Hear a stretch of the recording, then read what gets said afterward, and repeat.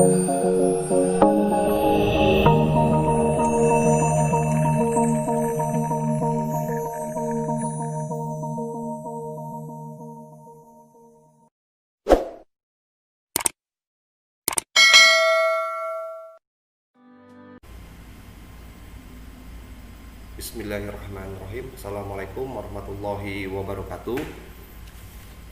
Kembali lagi di perkuliahan online, di mana saat ini kita masuk ke pertemuan kedua di mata kuliah pengantar teknik informatika. Ya, sebelum kita memulai pada pertemuan kedua, kita akan kembali dulu ya, atau flashback ke pertemuan pertama, di mana kita harus mengenal dulu ya dasarnya apa itu yang namanya teknologi informasi. Nah, teknologi informasi itu memiliki pengertian suatu alat yang diciptakan oleh manusia yang digunakan untuk memudahkan pekerjaan manusia, di mana kata teknologi itu berasal dari bahasa Yunani, yaitu teknos dan logos. Ya, hasil perkembangan dari ilmu pengetahuan yang sudah ada. Nah, jadi untuk teknologi informasi secara singkat itu penjelasannya suatu alat yang diciptakan oleh manusia yang digunakan untuk memudahkan pekerjaan manusia itu sendiri. Ya. Nah, berikutnya saya akan menjelaskan tentang siklus pengolahan data. Ya, di mana pengolahan data itu terdiri dari input, proses, dan output. Nah, untuk siklus pengolahan data yang dikembangkan itu ada yang pertama origination.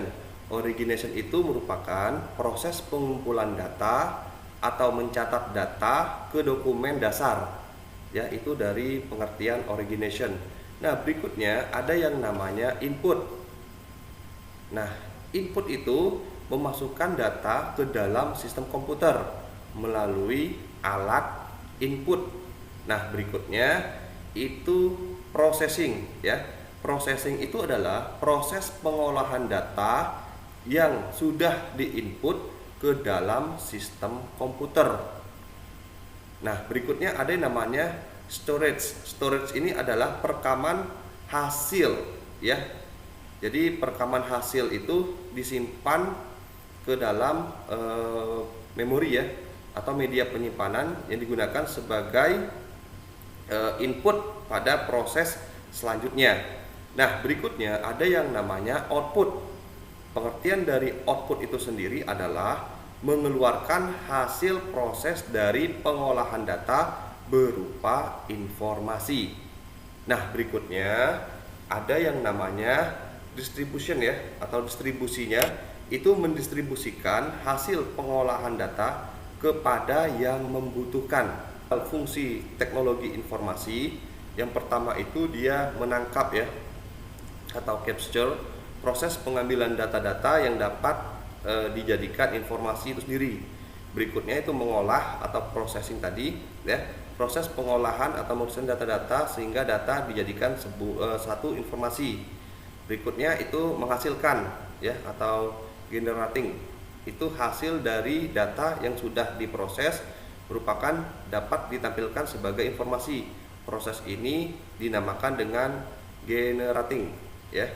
Berikutnya tadi yang penyimpanan ya, atau storage itu ada yang mencari kembali ya, terus melakukan transmisi atau transmission ya.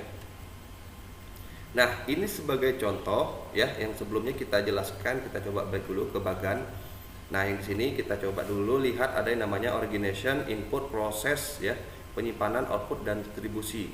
Nah, contohnya di sini saya ambil proses pengambilan berita ya, dimana awal itu ada yang namanya wartawan. Nah, wartawan ini dia akan meliput ya, informasi akan diliput.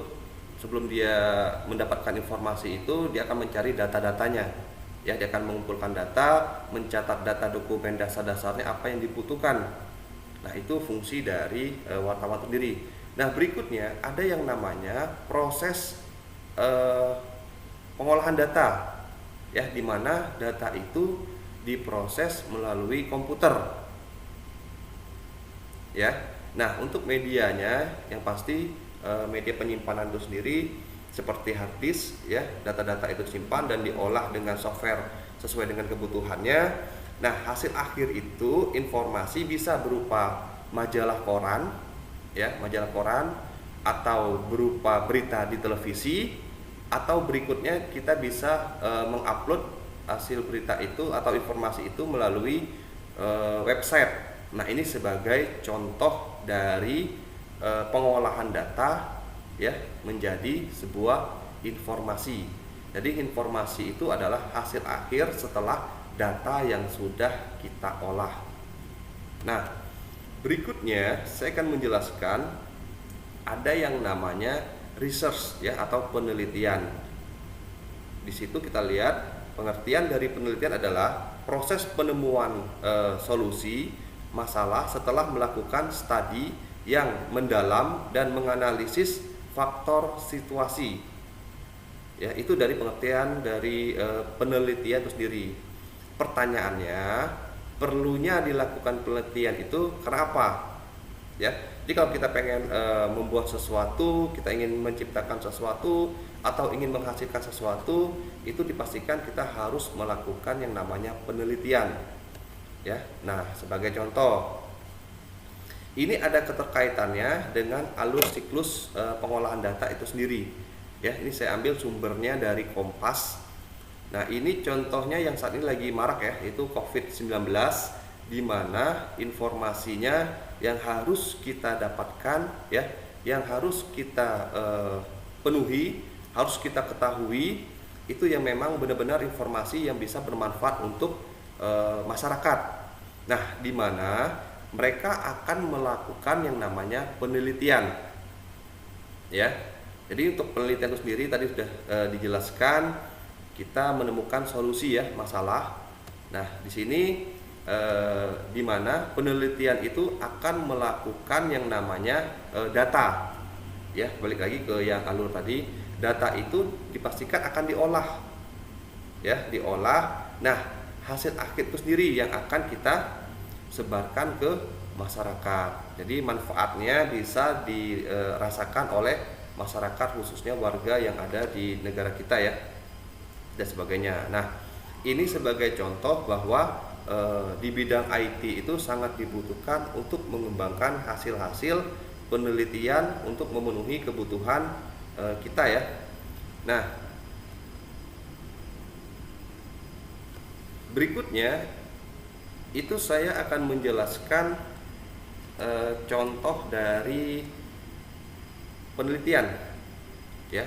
Nah, ini penelitian yang pernah saya buat, itu membuat aplikasi Relkan ya. Jadi aplikasi Relkan ini untuk pemilihan ya. Kebetulan di sini pemilihan Bupati Sungai Liat. Nah, penelitian ini sudah cukup lama ya, tahun 2015 sudah publis. Penelitian ini saya lakukan bersama dengan Bapak Burham ya. Nah, ini ada hasil akhirnya. Nah, di mana penelitian ini yang saya lakukan adalah tetap saya akan pedoman kepada memenuhi data ya. Data tersebut akan saya kumpulkan ya, kebetulan ini pemilihan calon bupati. Nah, di sini ada pengumpulan datanya dulu yang saya dapatkan ya. Berikutnya apa? Saya akan melihat permasalahannya yang terjadi seperti apa ya. Nah, saya akan kumpulkan kebutuhan tersebut ya, memenuhi seperti apa. Nah, berikutnya apa? Saya akan mengolah dengan komputer ya. Untuk software yang saya gunakan di sini saya menggunakan NetBeans ya. Ini sebagai contoh. Nah, ini contoh tampilan layarnya. Nah, NetBeans itu sendiri itu bahasa pemrograman Java ya, yang sudah dibuat programnya. Nah, hasil akhirnya itu bisa memenuhi untuk pemilihan bupati ya. Jadi masyarakat bisa memilih kandidat yang diinginkan. Ini dari penelitian yang pernah saya buat. Kenapa? Karena memang kita harus mencari solusi agar pemilihan itu secara bersih ya, cepat, informasinya bisa didapatkan oleh masyarakat, khususnya di Kepulauan Bangka Belitung ini ya. Nah, jadi dari penelitian ini membuktikan bahwa adanya proses yang saya lakukan ya. Kita balik lagi dari alur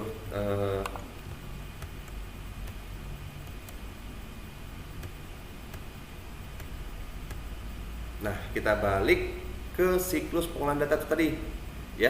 Jadi penelitian tadi yang saya lakukan itu mengikuti alur ini ya, dari mulai origination sampai dengan hasil aplikasinya bisa diterapkan ya. Nah, ini bentuk aplikasinya. Jadi yang harus adik-adik pahami itu dalam prosesnya. Nah, proses itu di saat saya membuat aplikasinya. Nah, ini contoh dari aplikasinya ya. Nah, jadi ada beberapa contoh yang sudah saya buat, seperti tadi aplikasi mobile ya. Jadi buat adik-adik juga bisa dikembangkan nanti di skripsi ya, di dunia kerja dan sebagainya. Contoh misalnya kayak aplikasi Android, nah itu bisa kita jadikan sebagai bahan skripsi ya. Terus pengembangan jaringan komputer, apalagi masih banyak lagi ya teknologi informasi yang bisa kita kembangkan. Nah, jadi mata kuliah ini sebenarnya dasar dari apa yang kedepannya akan kita buat ya. Jadi seorang mahasiswa, saya pengen meneliti nih ya, saya pengen membuat AI, Artificial Intelligence, atau saya pengen membuat AR ya, pengen membuat animasi ya, silahkan, nggak apa-apa. Intinya proses itu akan dilakukan oleh komputer ya. Nah,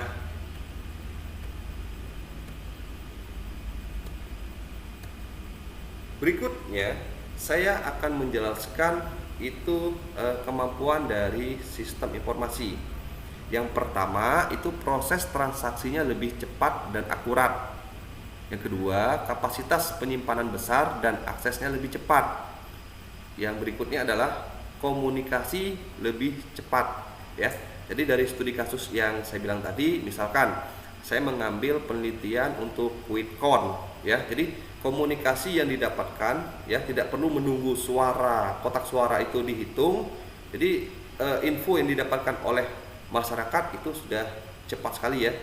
Nah, berikutnya itu tujuan dari teknologi informasi itu memecahkan masalah ya, membuka kreativitas ya, efektivitas dan efisien.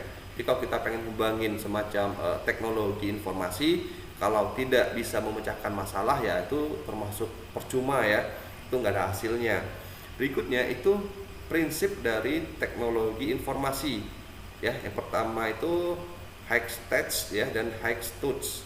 Jadi kita lebih teknologinya lebih tinggi dan sekarang udah bersifat touchscreen ya.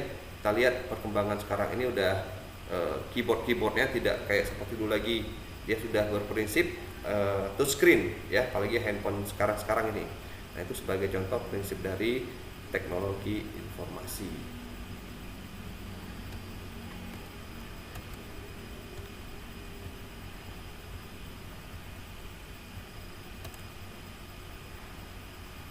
Nah, saya kira untuk pertemuan kedua cukup sekian dulu ya pembahasan dari saya. Insya Allah nanti kita masuk pertemuan ketiga mengenai perangkat komputer ya. Mohon maaf jika ada kesalahan dalam proses pembelajaran ini. Saya akhiri, wabillahi taufiq wal hidayah. Wassalamualaikum warahmatullahi wabarakatuh. Salam budi luhur.